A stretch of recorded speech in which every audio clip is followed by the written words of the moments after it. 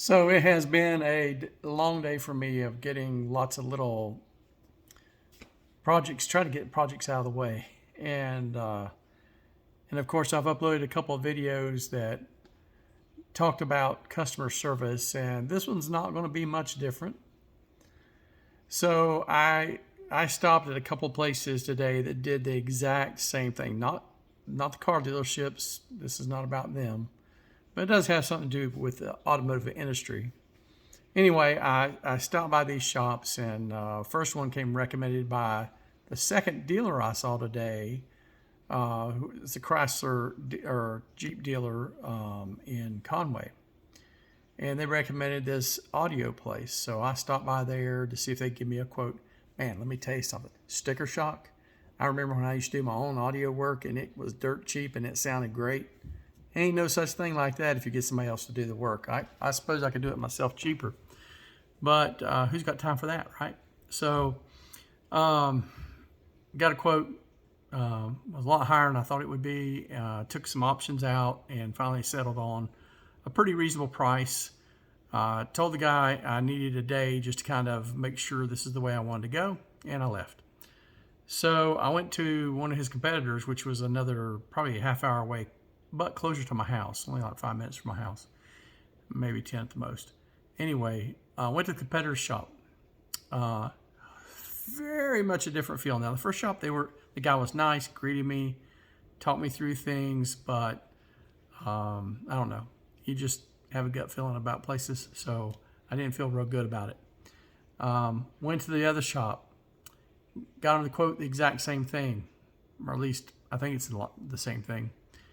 Certainly, we're talking about the same components from the same companies and all that. And the quote was $500 more. I was like, what? So I'm like, okay, now I'm stuck. What do I do? Well, I got talking to the shop owner and of the second one.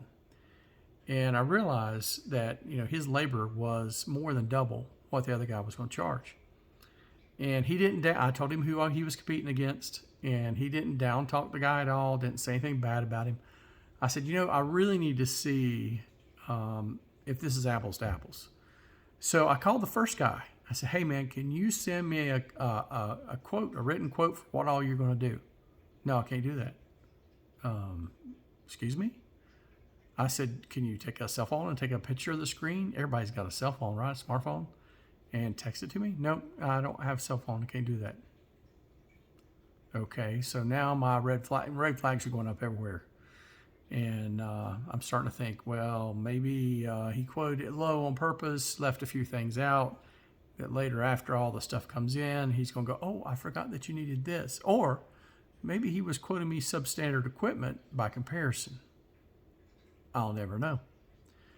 But I finally decided, after talking to the second shop and talking to the owner for a while, he's been in the business 20 years, the same location, has several employees there that have been there 20 years with him, were there from the beginning, and they've been with him all this time.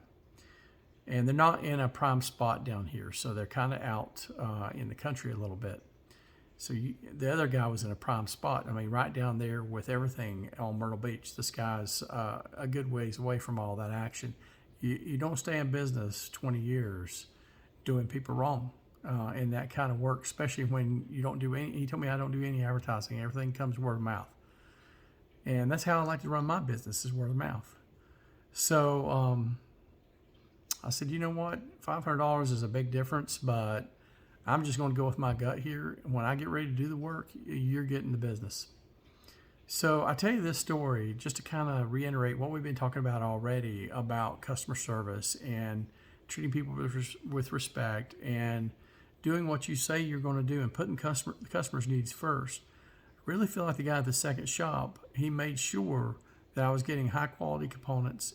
I know his labor was a little bit more, almost double as much, but there is a cost to doing everything. And there's a saying that I go by, and I tell this to people all the time. If you pay too much, all you lose is a little money. If you pay too little, you could lose everything. So it's something to consider.